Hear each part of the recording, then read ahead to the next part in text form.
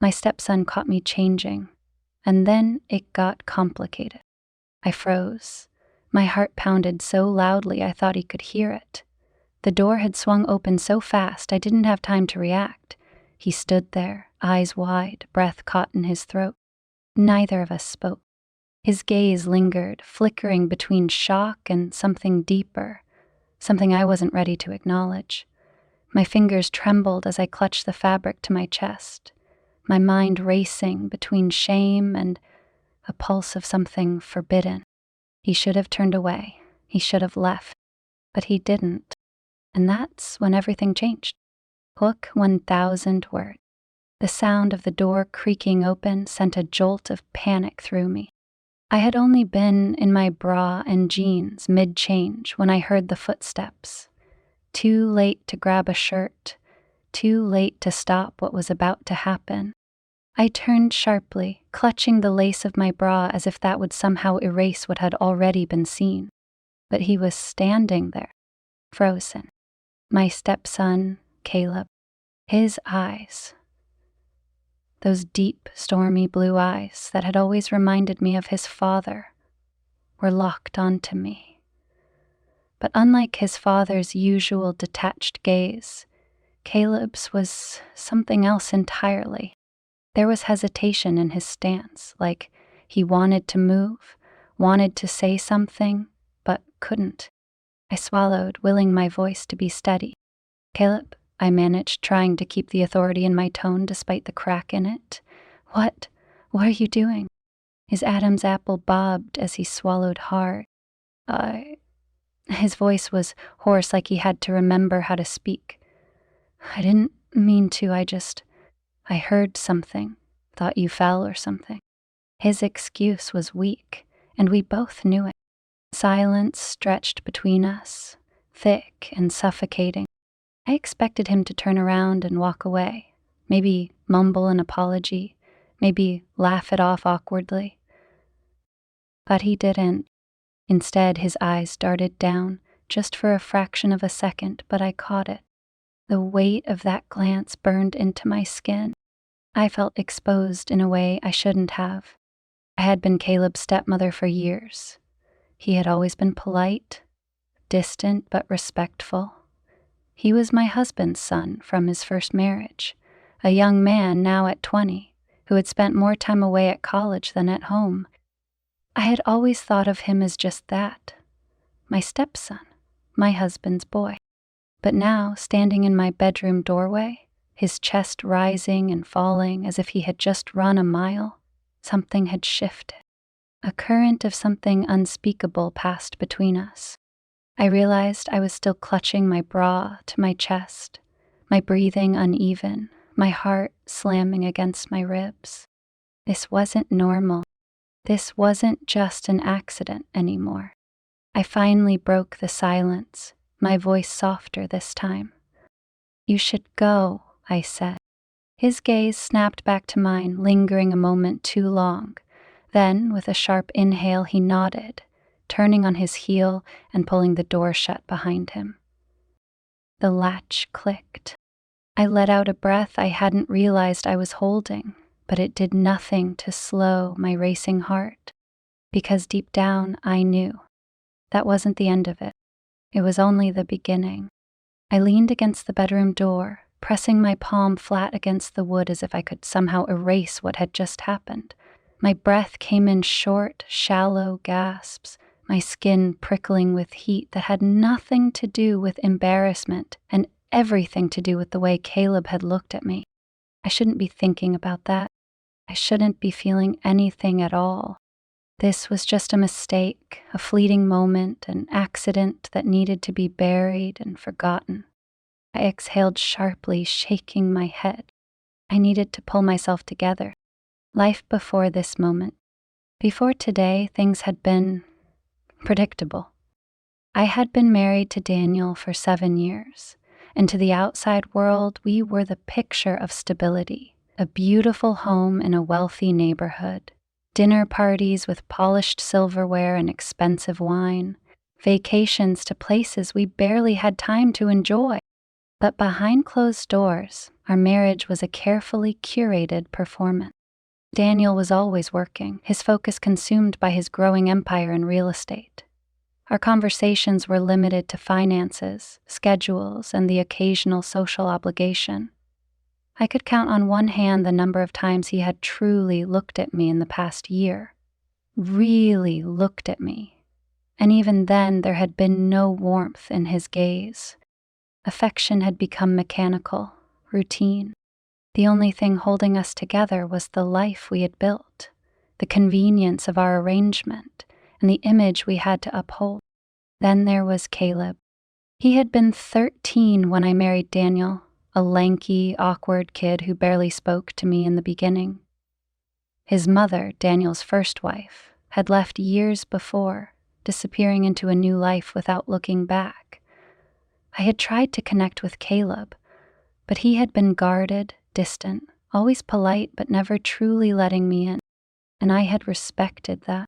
He had been a boy, and I was just the woman his father married.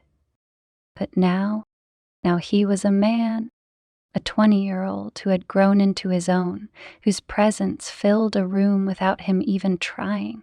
He was tall, broad-shouldered, with a confidence that wasn't there before. He wasn't that quiet, uncertain teenager anymore. And after today, I wasn't sure if I could ever see him the same way again. Trying to ignore it. The rest of the evening, I pretended like nothing had happened.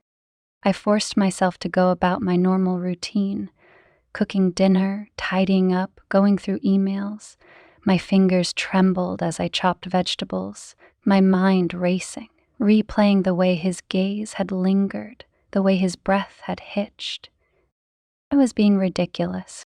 I needed to shake it off, move on. When I heard Caleb's footsteps coming down the stairs, I instinctively tensed. I turned around, gripping the counter for support as he entered the kitchen. He was freshly showered, his dark hair damp, his t-shirt clinging to his broad frame. I swallowed hard. "This is fine, just act normal." "Hey," he said casually, opening the fridge. I nodded, clearing my throat. "Hey, hungry?" He pulled out a bottle of water, twisting the cap open. "Yeah, a little." There was an awkward pause. For the first time in years, I didn't know how to talk to him. I had always been comfortable around Caleb, slipping into my role as the maternal figure he had never asked for but had tolerated nonetheless. But now, standing in the kitchen, the air between us felt different. Charged.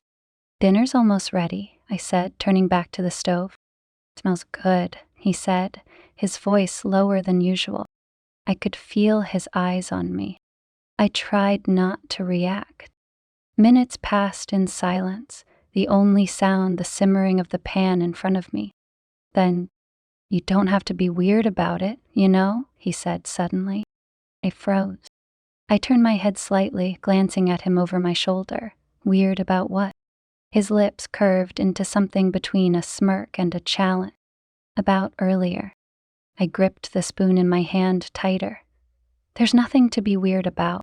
His smirk deepened. "If you say so." My stomach tightened. I wasn't sure what unnerved me more, the fact that he was bringing it up, or the way he seemed amused by my discomfort. I forced a breath. "It was an accident. You walked in, that's all. Let's not make it into something it's not." He leaned against the counter, taking a slow sip of his water, his gaze never leaving mine. "Sure."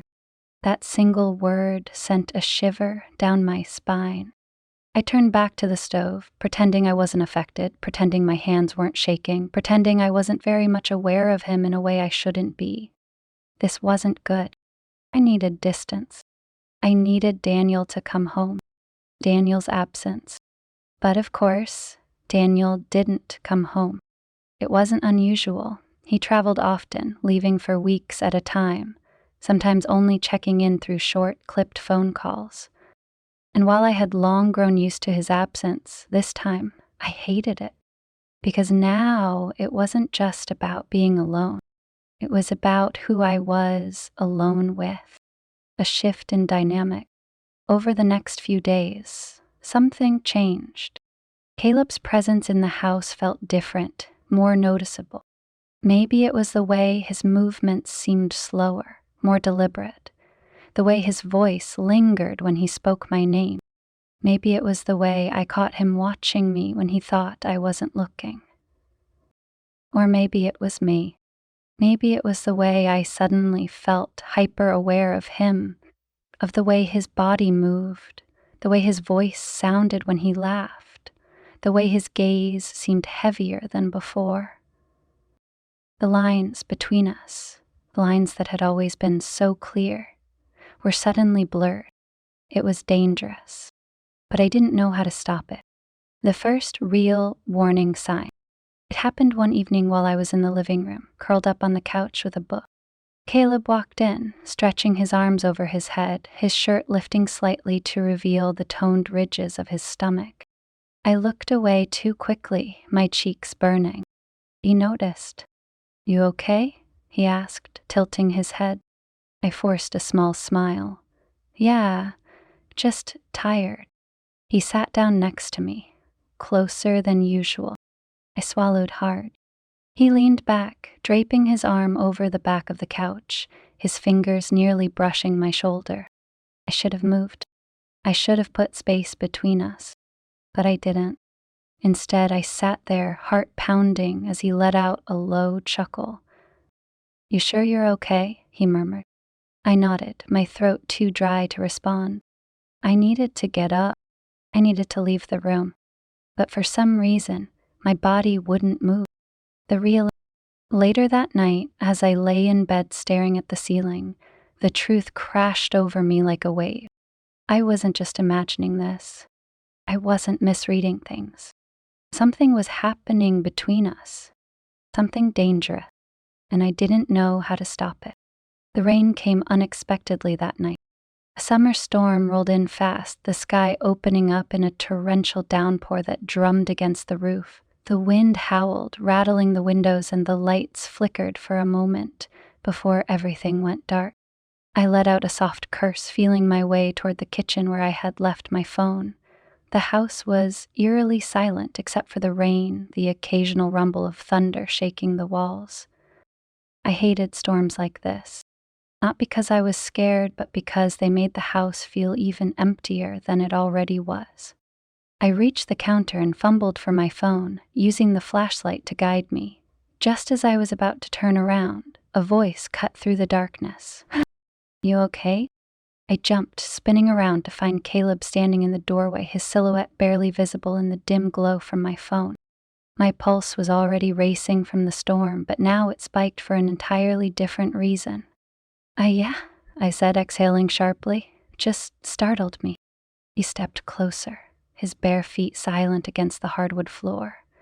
He had been in his room all evening, and, judging by his tousled hair and the loose sweatpants hanging low on his hips, he had probably been asleep before the storm woke him.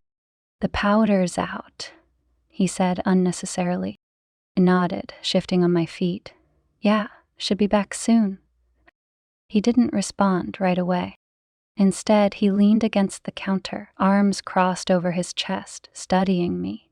The faint light from my phone cast shadows across his sharp jawline, the angles of his face even more pronounced in the dimness. "I thought you didn't like storms," he said finally. I blinked. "What?" "I remember you mentioned it once, a few years ago." I frowned slightly. "I don't remember that." He smirked. "I do." Something about the way he said it sent a ripple down my spine.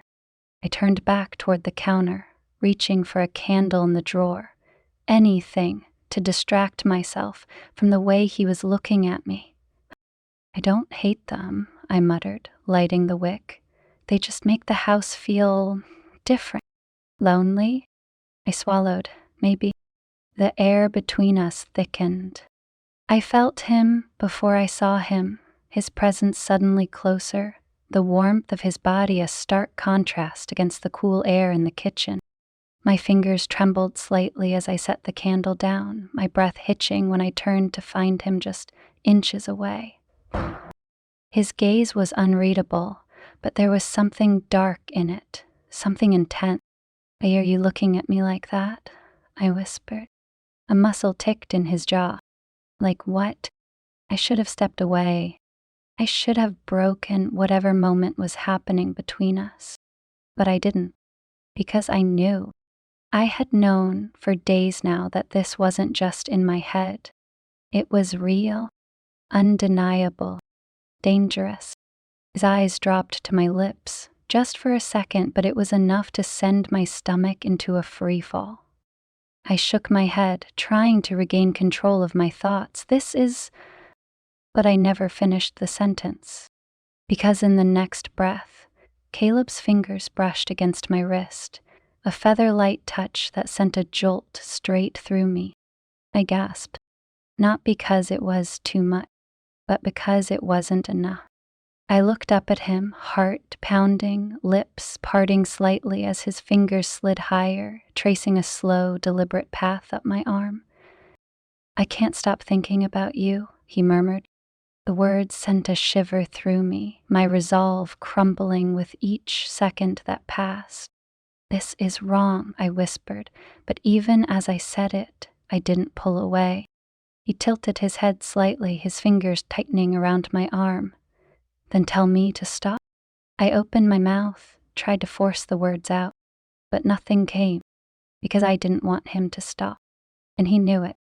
His hand slid to my waist, the heat of his touch searing through the thin fabric of my nightshirt. My breath hitched as he pulled me closer, his other hand coming up to cradle my face. "Tell me to stop," he said again, his voice lower this time. I should have put an end to this before it could go any further. But when his lips brushed against mine, soft at first, hesitant, I melted. I let it happen. A soft moan escaped me as he deepened the kiss, his hands tightening their grip, pulling me flush against him. It was reckless. It was a mistake. But God, it felt so good. My hands found their way to his shoulders, gripping onto him like he was the only thing keeping me grounded. His body was warm, solid, safe, and for the first time in years, I felt something I had convinced myself no longer existed. Desire. "Wait," I whimpered against his lips as his fingers tangled in my hair, his breath hot against my skin. "I want you," he whispered. The words sent a wave of heat straight to my core, but reality came crashing back in an instant. With a sharp inhale, I tore myself away, chest heaving, eyes wide with panic. This can't happen," I stammered. Caleb's jaw tightened, his expression unreadable. "Or not." I let out a shaky breath, running a hand through my hair. "Because it's wrong, because you're—" I stopped myself before I could say it, before I could remind myself that he was my stepson, but he wasn't a child anymore. He was a man, and he was looking at me like he wanted to claim me. Caleb exhaled sharply, raking a hand through his hair. "You felt it too." I shook my head, backing away. This was a mistake." His eyes darkened. "Was it?" I didn't answer, because we both knew the truth. Aftermath. I barely slept that night. I lay awake, staring at the ceiling, my body still humming from the way he had touched me. I told myself it was over, that I would set boundaries, that I would fix this before it got worse. But deep down, I knew it wasn't over. It was just the beginning. I told myself it was over. That one stolen moment in the kitchen, fueled by the storm and the darkness, was a lapse in judgment, a mistake never to be repeated. But that was a lie, because once a boundary is broken, there's no going back, and neither of us wanted to. The next morning, I barely slept. Every time I closed my eyes, I felt him, his touch, his breath, the way his body had molded against mine, like we had belonged there all along. By the time I finally got up, the morning light was already creeping through the windows, casting long golden streaks across the hardwood floors. I took a deep breath, steadying myself. I needed to act normal. I needed to be normal. When I stepped into the kitchen, Caleb was already there, leaning against the counter, coffee in hand. He looked up the second I walked in. Something flickered in his eyes, something that hadn't been there before. "Morning," he said, his voice even, unreadable. I cleared my throat. Silence stretched between us, thick and heavy, the weight of the previous night pressing down like an invisible force. I moved to the coffee machine, feeling his gaze on me the entire time. I shouldn't have turned around. I should have kept my focus on pouring my coffee and pretending nothing had happened. But I did, and when I did, he was still watching me, like he was waiting, daring me to say it, to acknowledge what we had done. Instead, I forced a small smile and took a sip of coffee, willing my hands to stay steady. "Did you sleep okay?" Caleb smirked slightly, setting his mug down on the counter. "Not really." My stomach tightened. I turned away, pretending to focus on the sound of the coffee dripping into the mug.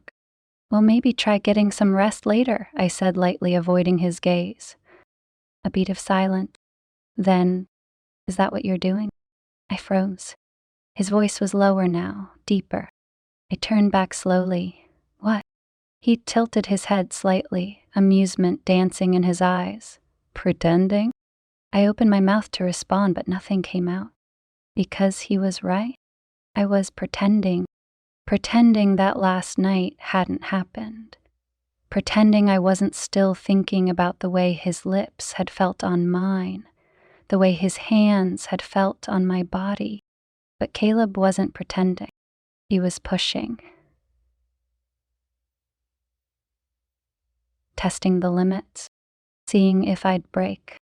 "I don't know what you're talking about," I said, forcing my voice to stay neutral.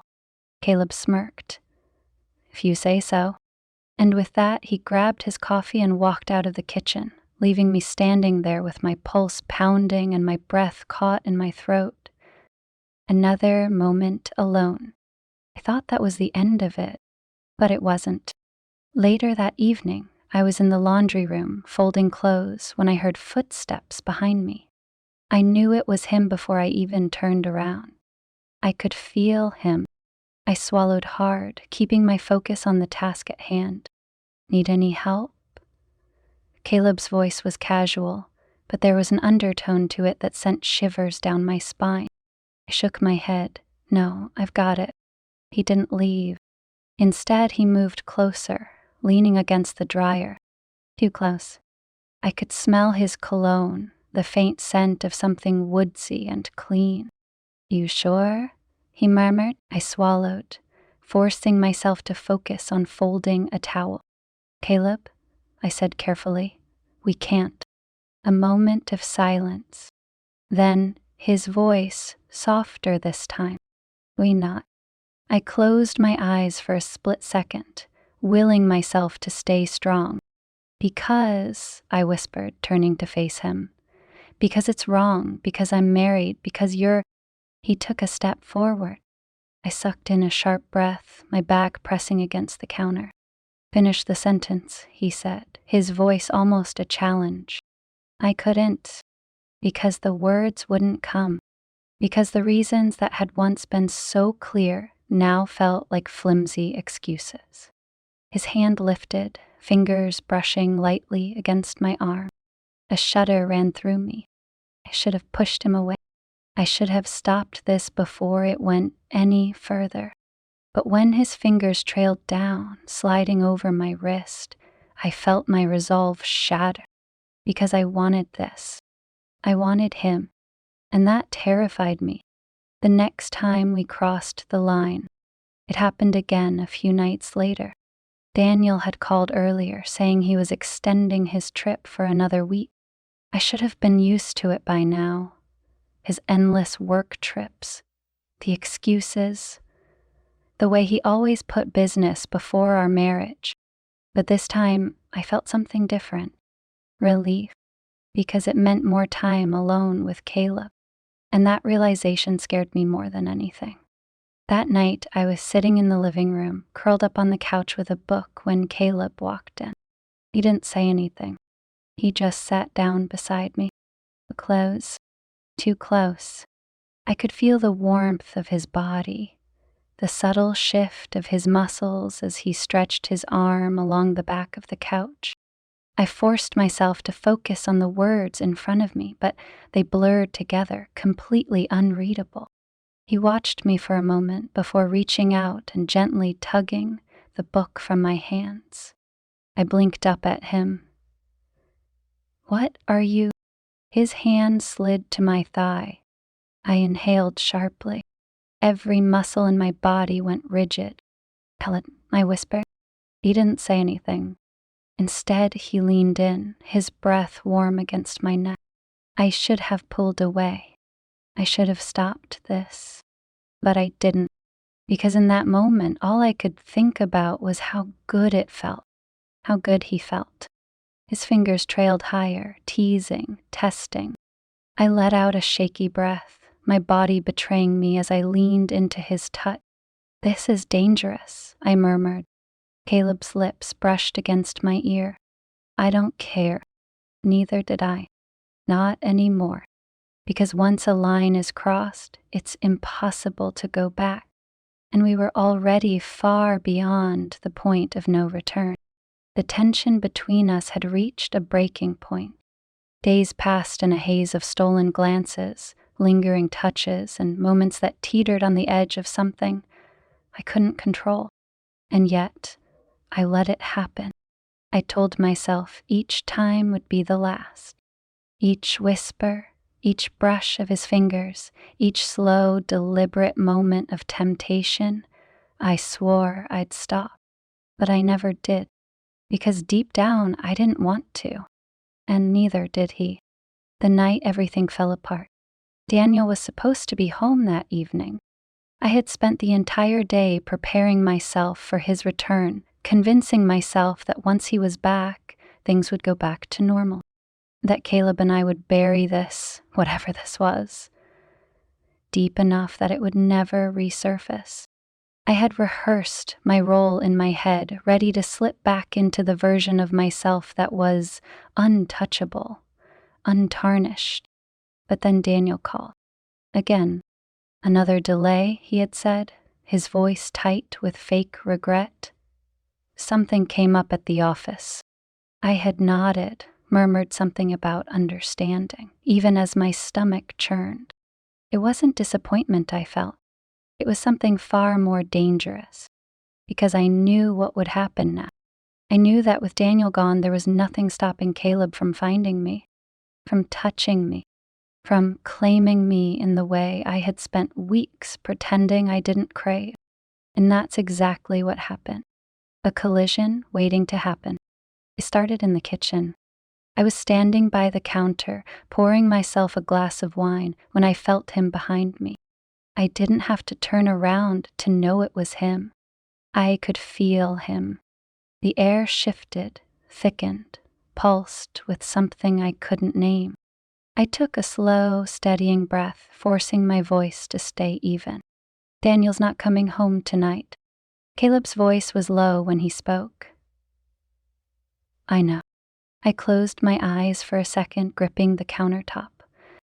"I'm to bed early," I murmured, but even I didn't believe my own words. His breath was suddenly at my ear. "Are you?" I swallowed hard. "I should," I whispered. His fingers brushed against my waist, just barely, just enough to make me shudder. "But you won't," he said softly. I turned to face him, my heart hammering. His gaze was unreadable, intense, dark, with something that sent a slow, aching heat curling through me. "Tell me to go," he said. I opened my mouth.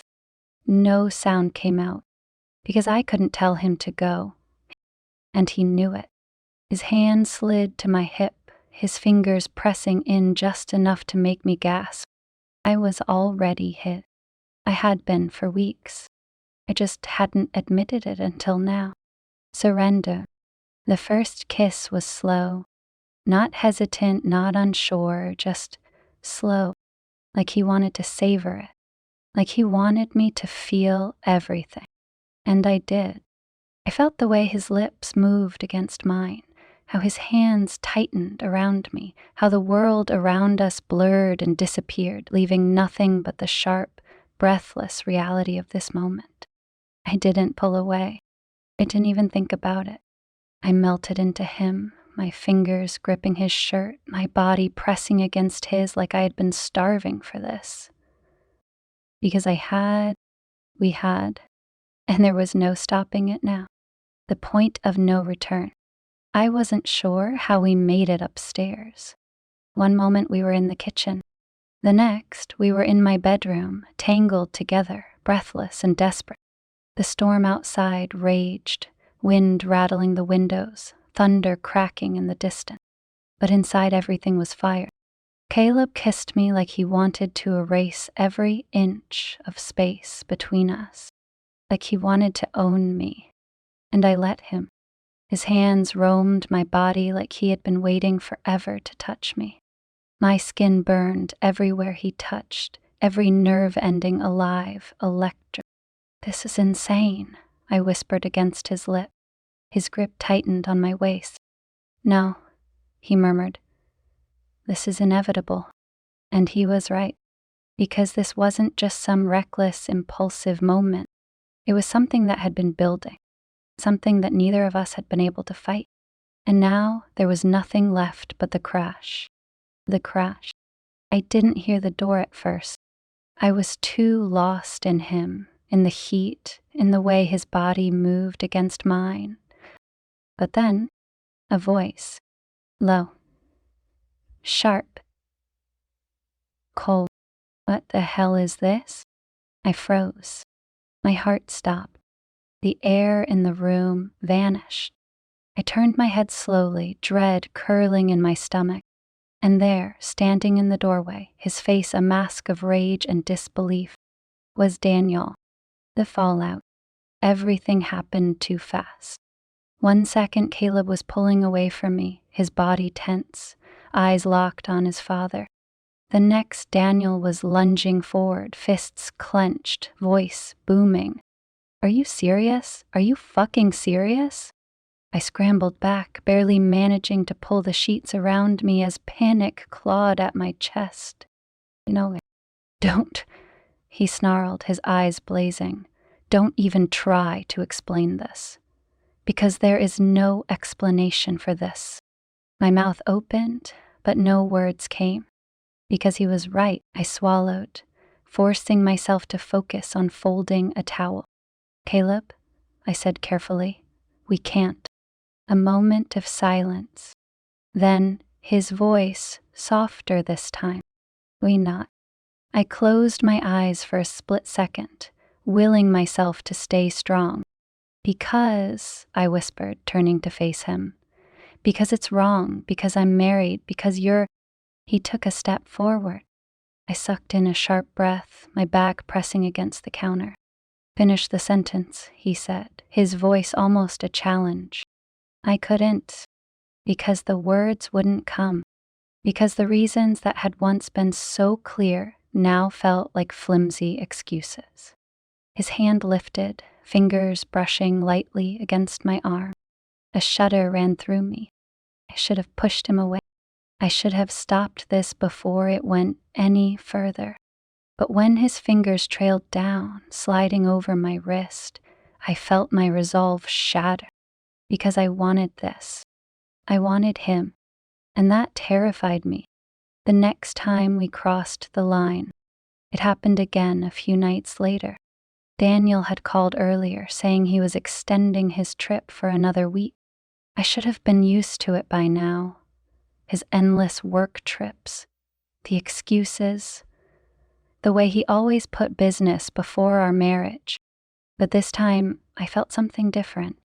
Relief, because it meant more time alone with Caleb. And that realization scared me more than anything. That night, I was sitting in the living room, curled up on the couch with a book when Caleb walked in. He didn't say anything. He just sat down beside me, close, too close. I could feel the warmth of his body, the subtle shift of his muscles as he stretched his arm along the back of the couch. I forced myself to focus on the words in front of me, but they blurred together, completely unreadable. He watched me for a moment before reaching out and gently tugging the book from my hands. I blinked up at him. "What are you?" His hand slid to my thigh. I inhaled sharply. Every muscle in my body went rigid. "Pellet," I whispered. He didn't say anything. Instead, he leaned in, his breath warm against my neck. I should have pulled away. I should have stopped this. But I didn't, because in that moment, all I could think about was how good it felt, how good he felt. His fingers trailed higher, teasing, testing. I let out a shaky breath, my body betraying me as I leaned into his touch. "This is dangerous," I murmured. Caleb's lips brushed against my ear. "I don't care." Neither did I.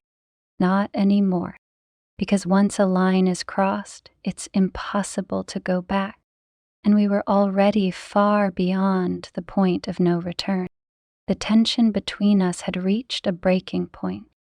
Days passed in a haze of stolen glances, lingering touches, and moments that teetered on the edge of something I couldn't control. And yet, I let it happen. I told myself each time would be the last. Each whisper, each brush of his fingers, each slow, deliberate moment of temptation, I swore I'd stop. But I never did, because deep down I didn't want to, and neither did he. The night everything fell apart. Daniel was supposed to be home that evening. I had spent the entire day preparing myself for his return, convincing myself that once he was back, things would go back to normal. That Caleb and I would bury this, whatever this was, deep enough that it would never resurface. I had rehearsed my role in my head, ready to slip back into the version of myself that was untouchable, untarnished. But then Daniel called. Again. "Another delay," he had said, his voice tight with fake regret. Something came up at the office. I had nodded, murmured something about understanding, even as my stomach churned. It wasn't disappointment I felt. It was something far more dangerous, because I knew what would happen now. I knew that with Daniel gone, there was nothing stopping Caleb from finding me, from touching me, from claiming me in the way I had spent weeks pretending I didn't crave. And that's exactly what happened. A collision waiting to happen. It started in the kitchen. I was standing by the counter, pouring myself a glass of wine, when I felt him behind me. I didn't have to turn around to know it was him. I could feel him. The air shifted, thickened, pulsed with something I couldn't name. I took a slow, steadying breath, forcing my voice to stay even. "Daniel's not coming home tonight." Caleb's voice was low when he spoke. "I know." I closed my eyes for a second, gripping the countertop. "I'm to bed early," I murmured, but even I didn't believe my own words. His breath was suddenly at my ear. "Are you?" I swallowed hard. "I should," I whispered. His fingers brushed against my waist, just barely, just enough to make me shudder. "But you won't," he said softly. I turned to face him, my heart hammering. His gaze was unreadable, intense, dark, with something that sent a slow, aching heat curling through me. "Tell me to go," he said. I opened my mouth. No sound came out, because I couldn't tell him to go, and he knew it. His hand slid to my hip, his fingers pressing in just enough to make me gasp. I was already hit. I had been for weeks. I just hadn't admitted it until now. Surrender. The first kiss was slow. Not hesitant, not unsure, just slow. Like he wanted to savor it. Like he wanted me to feel everything. And I did. I felt the way his lips moved against mine, how his hands tightened around me, how the world around us blurred and disappeared, leaving nothing but the sharp, breathless reality of this moment. I didn't pull away. I didn't even think about it. I melted into him, my fingers gripping his shirt, my body pressing against his like I had been starving for this. Because we had, and there was no stopping it now. The point of no return. I wasn't sure how we made it upstairs. One moment we were in the kitchen. The next, we were in my bedroom, tangled together, breathless and desperate. The storm outside raged, wind rattling the windows, thunder cracking in the distance. But inside everything was fire. Caleb kissed me like he wanted to erase every inch of space between us, like he wanted to own me. And I let him. His hands roamed my body like he had been waiting forever to touch me. My skin burned everywhere he touched, every nerve ending alive, electric. "This is insane," I whispered against his lip. His grip tightened on my waist. "No," he murmured. "This is inevitable." And he was right, because this wasn't just some reckless, impulsive moment. It was something that had been building, something that neither of us had been able to fight. And now there was nothing left but the crash. The crash. I didn't hear the door at first. I was too lost in him, in the heat, in the way his body moved against mine. But then, a voice. Low. Sharp. Cold. "What the hell is this?" I froze. My heart stopped. The air in the room vanished. I turned my head slowly, dread curling in my stomach. And there, standing in the doorway, his face a mask of rage and disbelief, was Daniel. The fallout. Everything happened too fast. 1 second, Caleb was pulling away from me, his body tense, eyes locked on his father. The next, Daniel was lunging forward, fists clenched, voice booming. "Are you serious? Are you fucking serious?" I scrambled back, barely managing to pull the sheets around me as panic clawed at my chest. "No, don't," he snarled, his eyes blazing. "Don't even try to explain this. Because there is no explanation for this." My mouth opened, but no words came. Because he was right. There was nothing I could say. Nothing that would make this better. Nothing that would undo what we had done. Caleb's jaw tightened. He didn't look ashamed. He looked defiant. "Say something," Daniel spat at him. "Tell me what the hell you were thinking." Caleb exhaled slowly. Then, with terrifying calm, he said, "I was thinking she deserves better than you." The silence that followed was suffocating. Daniel's face turned red, his fists clenched at his sides. And then, he threw a punch.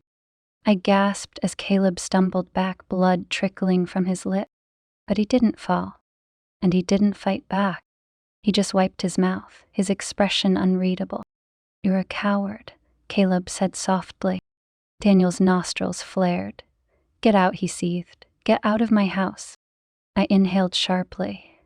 "Daniel, wait." "You too," he snapped, his glare cutting through me. My breath caught. "Daniel, please, we can talk about this."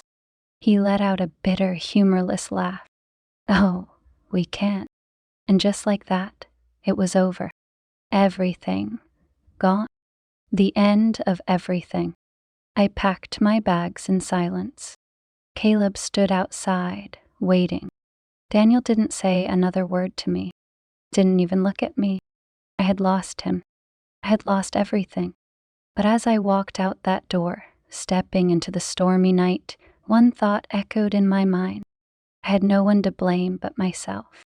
And yet, as I looked at Caleb and his strong, steady presence beside me, I knew one thing for certain.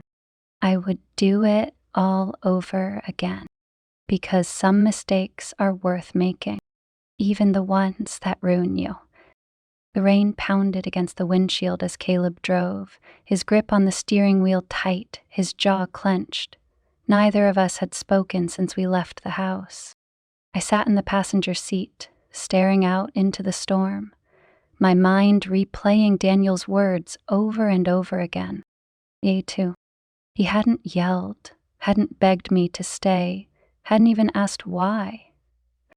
Just two simple words, and I was erased, thrown away like I had never mattered, like we had never mattered. I swallowed hard, fingers tightening in my lap.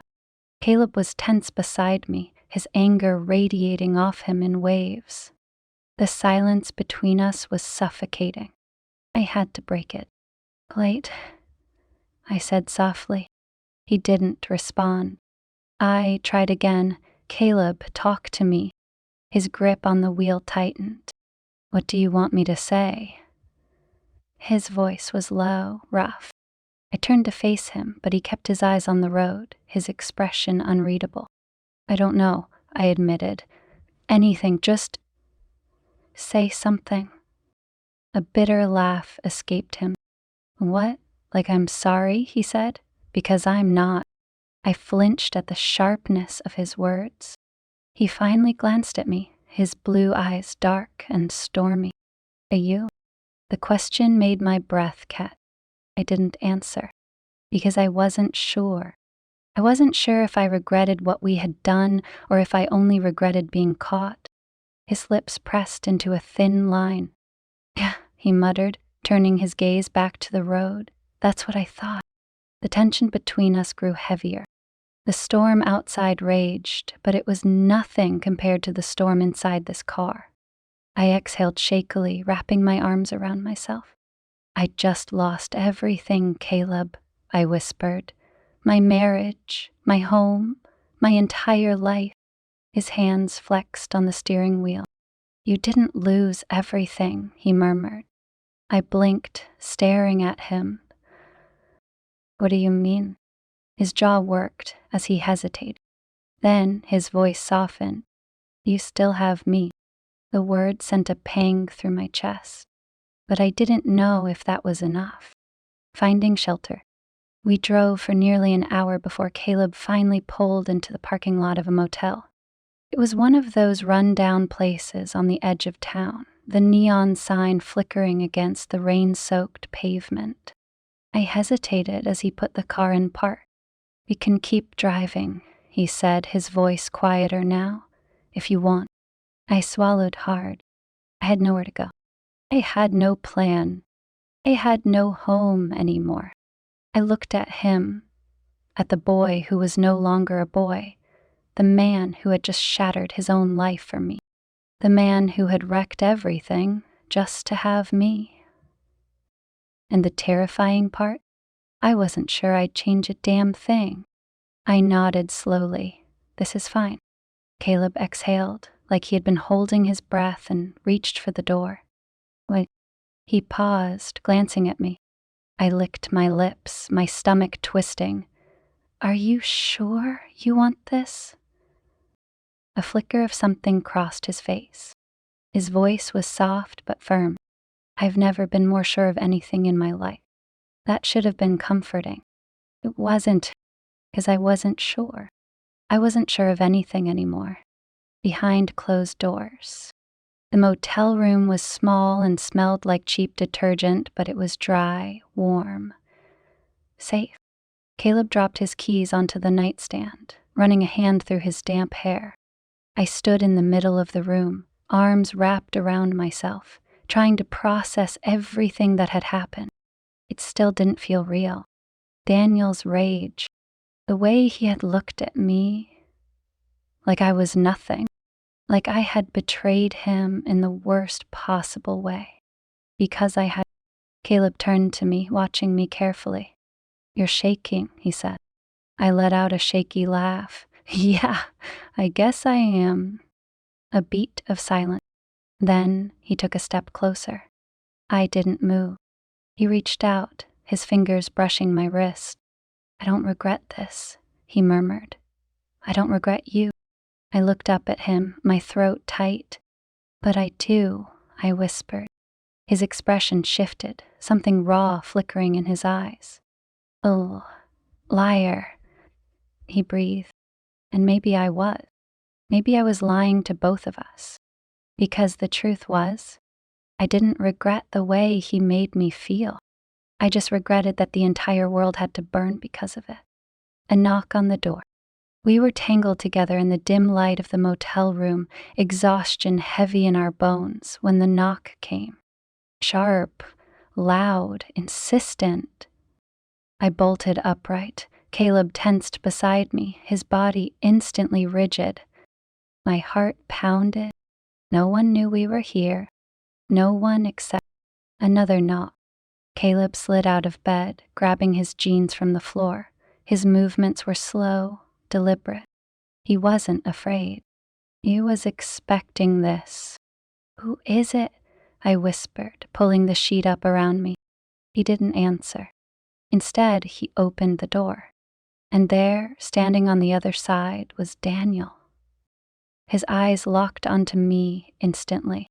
His face was unreadable, calm, controlled. But his eyes burned with something lethal, something I had never seen before. "We need to talk," Daniel said flatly. Caleb stepped in front of me, blocking his father's view. "There's nothing to talk about," he said, his voice calm but firm. Daniel's gaze flicked to him. "You think this is over?" he asked, voice dangerously quiet. "You think you win?" Caleb didn't flinch. "I'm not playing your games," he said. Daniel let out a bitter chuckle.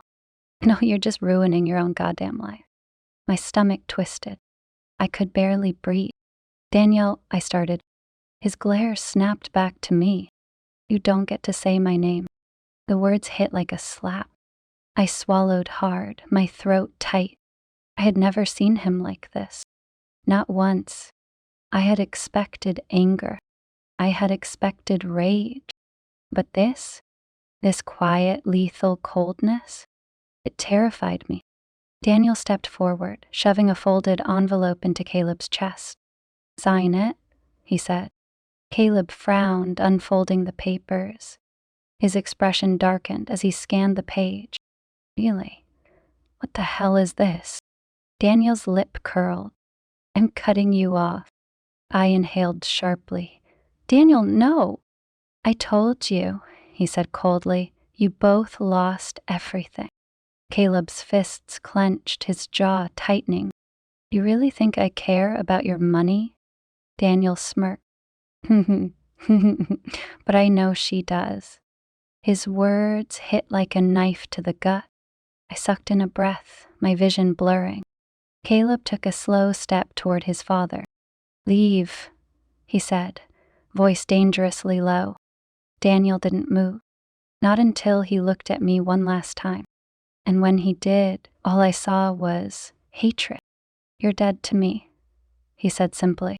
Then he turned and walked away, leaving me shattered, leaving me to face the truth. I had nothing left, and I had no one to blame but myself. The motel room felt impossibly small after Daniel left.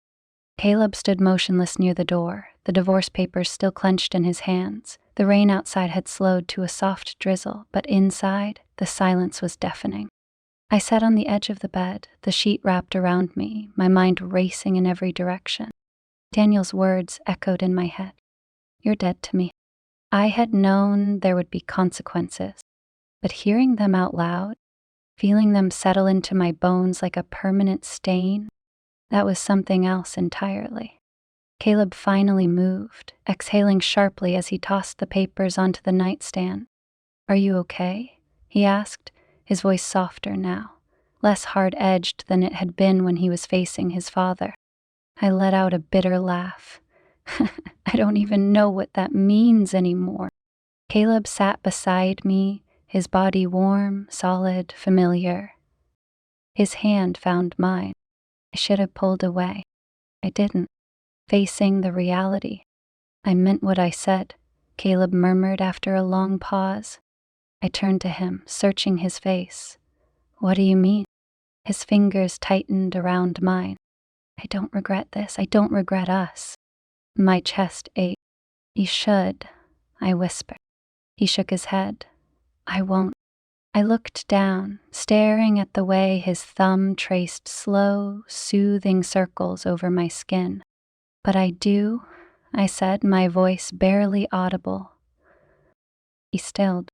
I exhaled shakily, forcing myself to meet his gaze. This isn't a fairy tale, Caleb.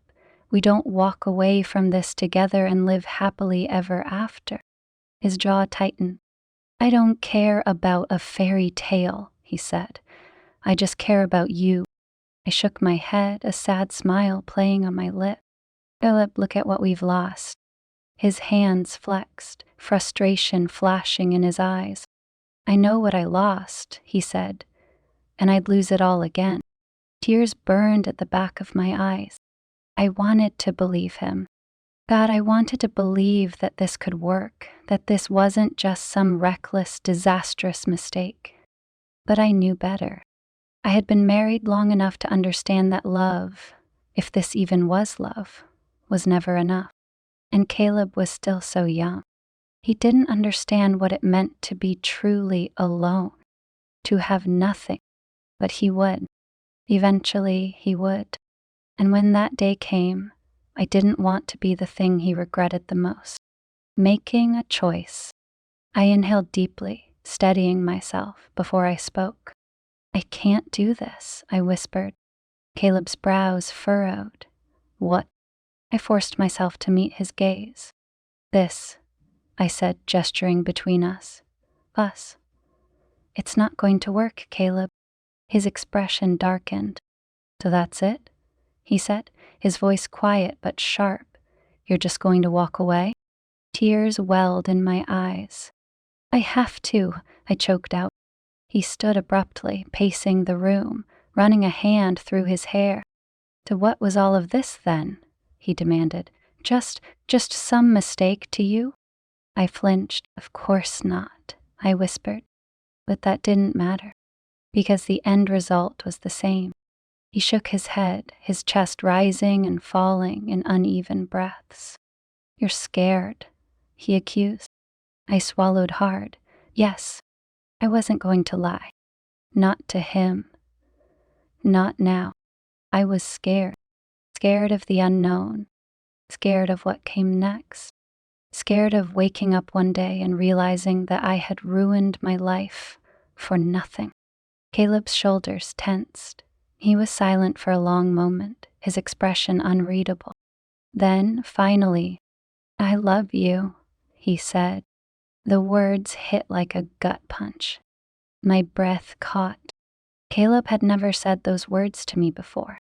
And hearing them now, when I was trying to end this, it was unbearable. Don't. His jaw clenched. Be not. Because it won't change anything. He exhaled sharply, shaking his head. This isn't fair, he murmured. I let out a hollow laugh. No, it's not. None of this was fair. Not for me. Not for him. But life wasn't fair. And pretending otherwise wouldn't fix anything.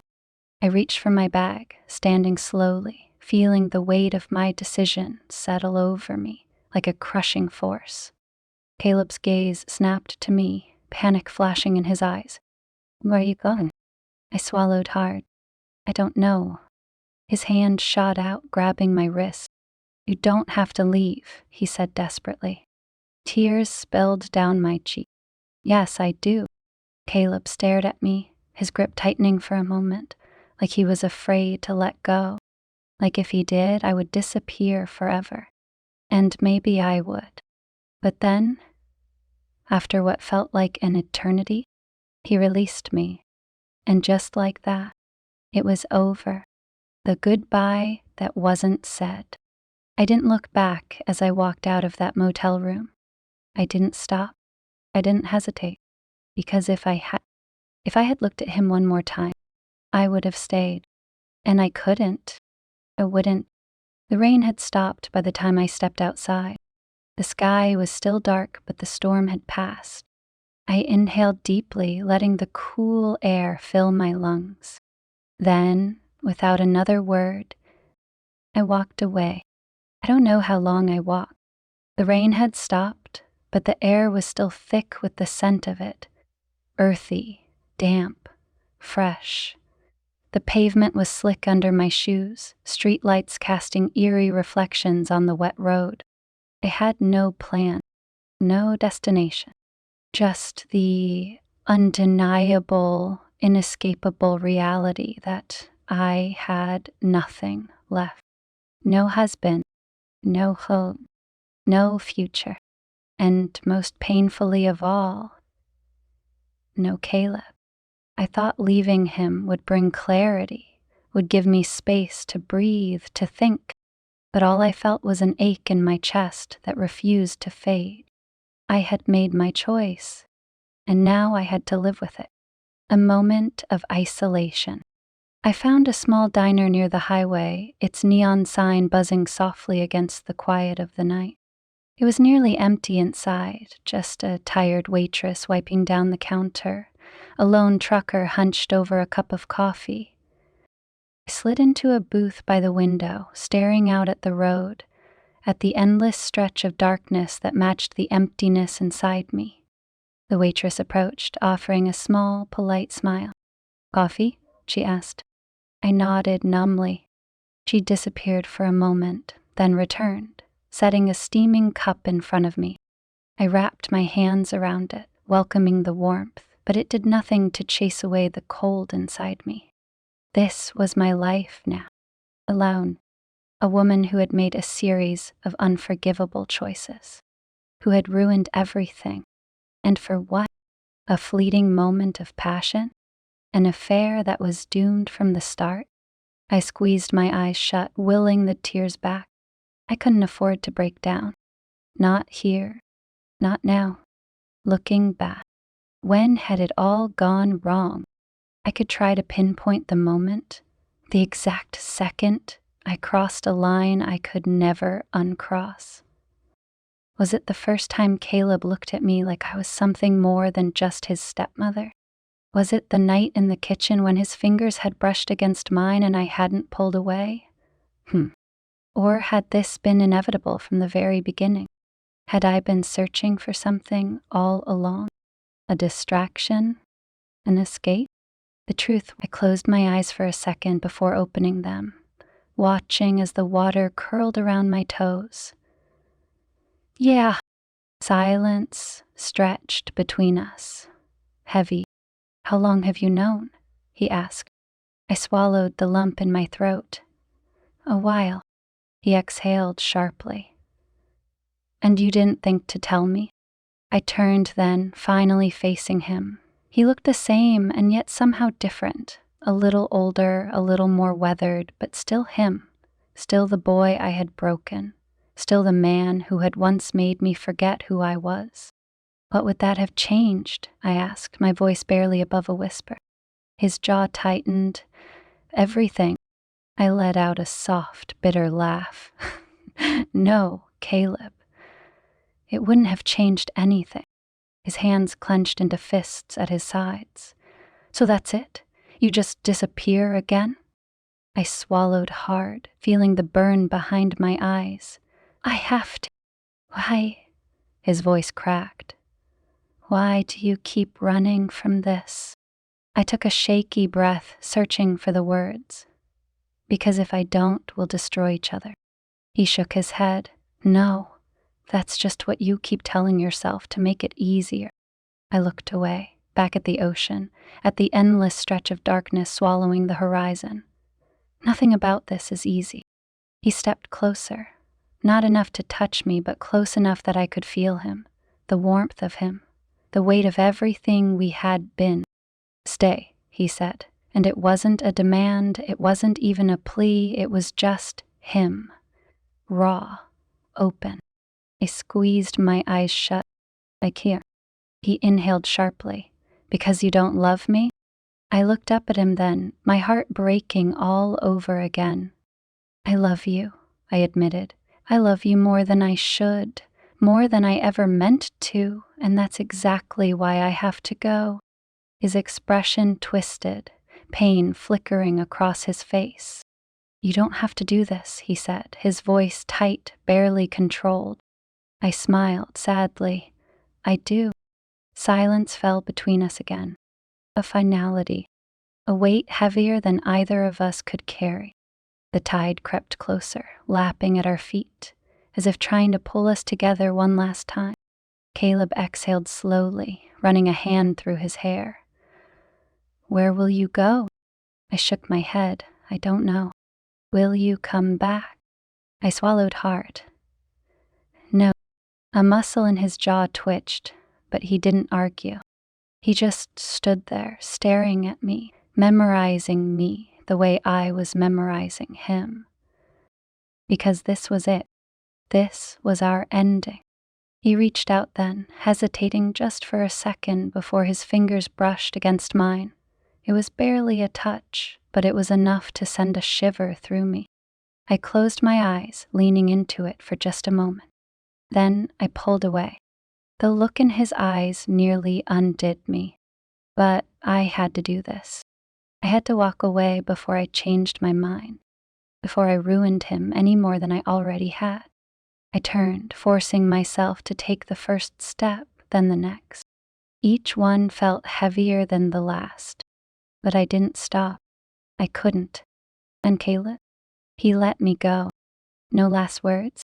No chasing after me. Just quiet acceptance. And that hurt more than anything else. I made it to the edge of the beach, where the sand met the pavement, before I let myself look back. He was still there, standing in the moonlight, hands shoved into his pockets, watching me disappear. I wanted to run to him, to tell him I had made a mistake, that I would stay, that we could find a way to make this work. But that would be a lie, and Caleb deserved better than that. Better than me. So I turned away, and this time I didn't look back. The pavement was cool beneath my feet as I stood at the edge of the road, staring out at the dark horizon. The ocean roared behind me, an endless whisper of memories I was trying to leave behind, but they clung to me, just like he did. I had told myself that walking away was the right thing to do, that this was the only way. Then why did it feel like I was unraveling with every step? The air was thick with the scent of salt and rain, the kind of night that made everything feel heavier. I wrapped my arms around myself, though it did little to keep the chill away. Somewhere behind me, Caleb was still standing there. I didn't need to turn around to know it. I could feel it, his presence like a force pulling me back, daring me to reconsider, to break my own resolve. I had imagined this moment so many times before. A clean break, a final goodbye, a way to erase what we had done. But the truth was, there was no erasing it. There was no forgetting the way he had looked at me that night in the kitchen, his eyes dark and searching, testing the limits of something we both knew was forbidden. There was no forgetting the way his hands had felt, the way his lips had claimed me like he had been waiting his whole life to do it. And there was no forgetting the way I had let him, the way I had wanted it, loved him.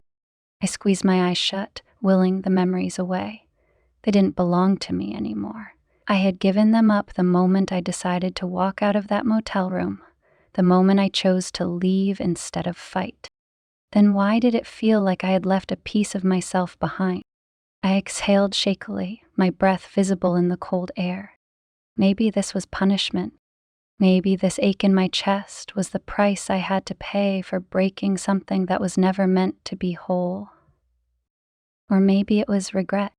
I had spent so long convincing myself that love wasn't enough, that life wasn't a fairy tale, that the world didn't bend for reckless, impossible love stories. But what if I had been wrong? What if I had just thrown away the only real thing I had ever known? The thought made me dizzy. I took another step, then another, but each one felt like a mistake, like I was forcing myself toward something I didn't want, something I had been taught to believe was the only choice. I had always thought that doing the right thing was supposed to bring clarity, but all I felt was hollow. I could hear the faint sound of the tide pulling in, the waves crashing against the shore like they were trying to warn me, trying to tell me that this wasn't over. And maybe it wasn't. Maybe I was running from something that would always find its way back to me.